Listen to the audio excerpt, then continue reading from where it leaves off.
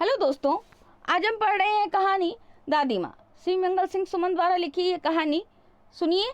अगर अच्छी लगे तो प्लीज़ लाइक, कमेंट और शेयर करना ना भूलिए। चैनल को भी सब्सक्राइब करना ना भूलिए। चलिए प्रारंभ करते हैं कहानी दादी माँ। कमजोरी है अपनी, पर सच तो यह है कि जरा सी कठिनाई पड़ते बीसों गर्मी, बरसात और बसंत देखने के बाद भी मेरा मन सदा नहीं तो प्राय अनमना सा हो जाता है। मेरे शुभचिंतक मित्र मुंह पर मुझे प्रसन्न करने के लिए आने वाली छुट्टियों की सूचना देते हैं और पीठ पीछे मुझे कमजोर और जरा सी प्रतिकूलता से घबराने वाला कहकर मेरा मजाक उड़ाते हैं।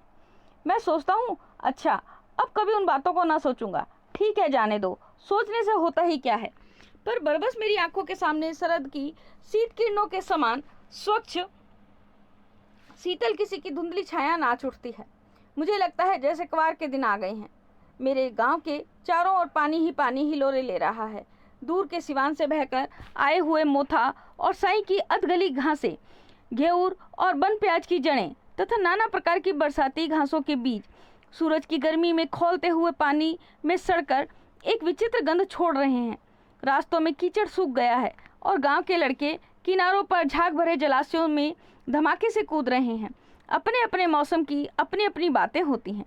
आषाढ़ में आम और जामुन ना मिले, चिंता नहीं। अगहन में चूड़ा और गुड़ ना मिले, दुख नहीं। चैत के दिनों में लाई के साथ गुड़ की पट्टी ना मिले, अफसोस नहीं।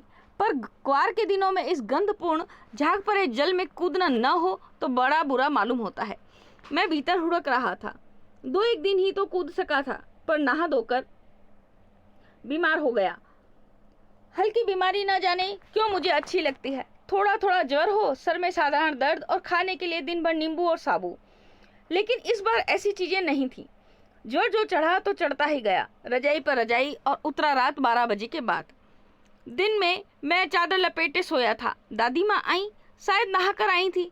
उसी झाग वाले जल में पतले दुबले स्नेह सने शरीर पर सफेद किनारीहीन धोती, सन से सफेद बालों के सिरों पर सद्य टपके हुए जल की शीतलता। आते ही उन्होंने सर पेट छुए, आंचल की गांठ खोल किसी अदृश्य शक्तिधारी के चबूतरे की मिट्टी मुंह में डाली, माथे पर लगाई।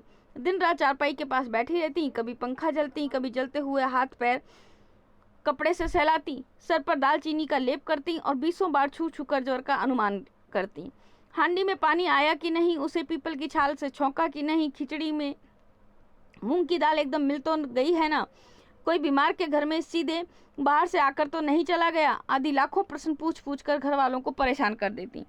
दादी माँ को गवई गांव की 50 किस्म की दवाइयों के नाम याद थे। गांव में कोई बीमार होता, उसके पास पहुंचती और वहां भी वही काम, हाथ छूना, माथा छूना, पेट छूना। फिर भूत से लेकर मलेरिया, सरसाम, निमोनिया तक का अनुमान विश्वास के साथ सुनाती। महामारी और विसूचिका के दिनों में रोज सवेरे उठकर स्नान के बाद लवंग और गुड़ मिश्रित जलधार, गूगल और धूप सफाई कोई उनसे सीख ले। दवा में देर होती, मिश्री या शहद खत्म हो जाता, चादर या गिलाफ नहीं बदले जाते तो वे जैसे पागल हो जाती। बुखार तो मुझे अब नहीं आता है, नौकर पानी दे जाता है, मेष महाराज अपने मन से पकाकर खिचड़ी या साबू, डॉक्टर साहब आकर नाड़ी देख जाते हैं और कुनैन मिक्सचर की शीशी की तिताई के डर से बुखार भाग भी जाता है। पर ना जाने क्यों ऐसे बुखार को बुलाने का जी नहीं होता। किशन भैया की शादी ठीक से हुई। दादी माँ के उत्साह और आनंद का क्या कहना। दिन भर गायब रहती, सारा घर जैसे उन्होंने सर पर उठा लिया हो। पड़ोसी ने आती, बहुत बुलाने पर दादी माँ आती। बहन बुरा ना मानना, कार परोजन का घर ठहरा, एक काम अपने हाथ से न करूं तो होने वाला नहीं।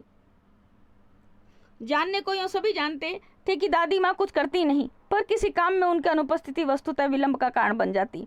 उन्हीं दिनों की बात है, एक दिन दोपहर को मैं घर लौटा। बाहरी निकसार में दादी माँ किसी पर बिगड़ रही थी। देखा पास के कोने में दुबकी रामी की चाची खड़ी हैं।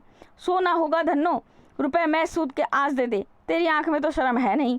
मांगने के समय कैसी आई थी, पैरों पर नाक रगड़ती फिरी, किसी ने एक पाई भी ना दी। अब लगी है आजकल करने में, फसल में दे दूंगी, फसल में दे दूंगी।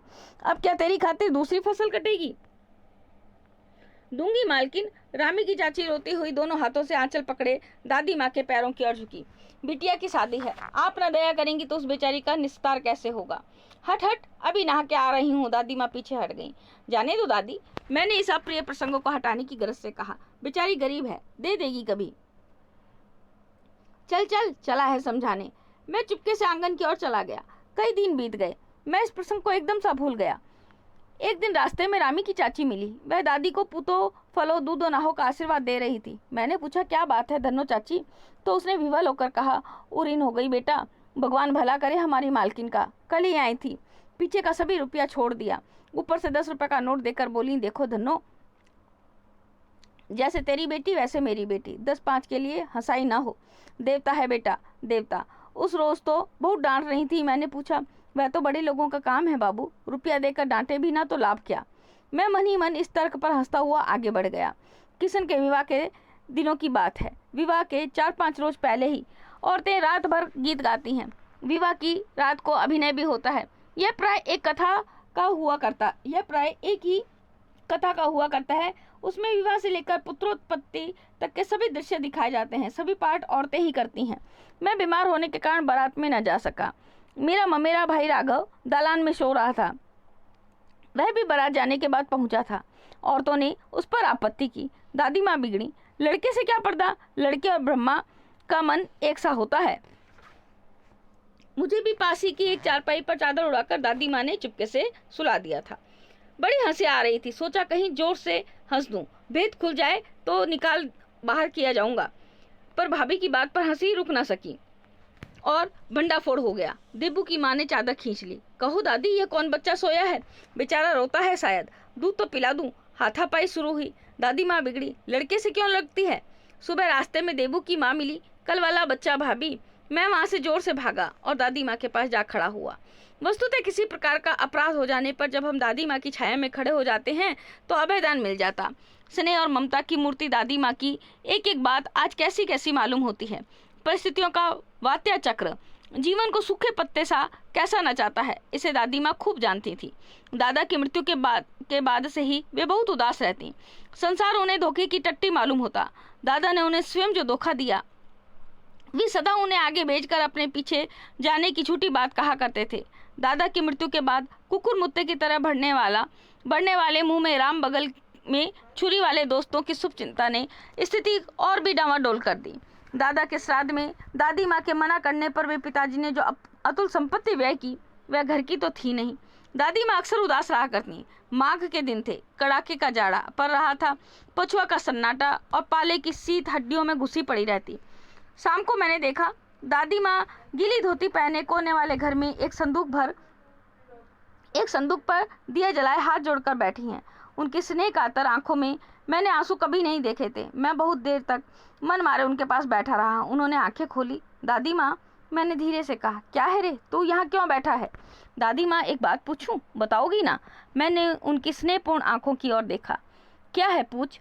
तुम रोती थी। दादी माँ मुस्कुराई। पागल, तूने अभी खाना भी नहीं खाया है ना? चल चल धोती तो बदल लो दादी माँ, मैंने कहा। मुझे सर्दी गर्मी नहीं लगती बेटा। वे मुझे खींचती रसोई में ले गई। सुबह मैंने देखा चारपाई पर बैठे पिताजी और किशन भैया मन मारे कुछ सोच रहे हैं। दूसरा चारा ही क्या है, बाबू बोले। रुपया तो कोई देता नहीं, कितने के तो अभी पिछले भी बाकी हैं। वे रोने रोने से हो गए। रोता है क्यों है रे? दादी माँ ने उनका माथा सहलाते हुए कहा। मैं तो अभी हूँ ही। उन्होंने संदूक खोलकर एक चमकती सी चीज निकाली। तेरे दादा ने यह कंगन मुझे इसी दिन के लिए पहनाया था। उनका गला भराया।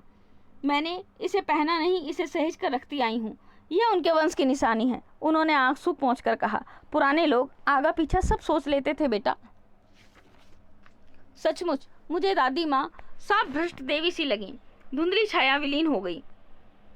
मैंने देखा दिन काफी चढ़ाया है। पास के लंबे खजूर के पेड़ से उड़कर एक कौवा अपनी घिनौनी काली पंख फैलाकर मेरी खिड़की पर बैठ गया। हाथ में अब भी किशन भैया का पत्र कांप रहा था।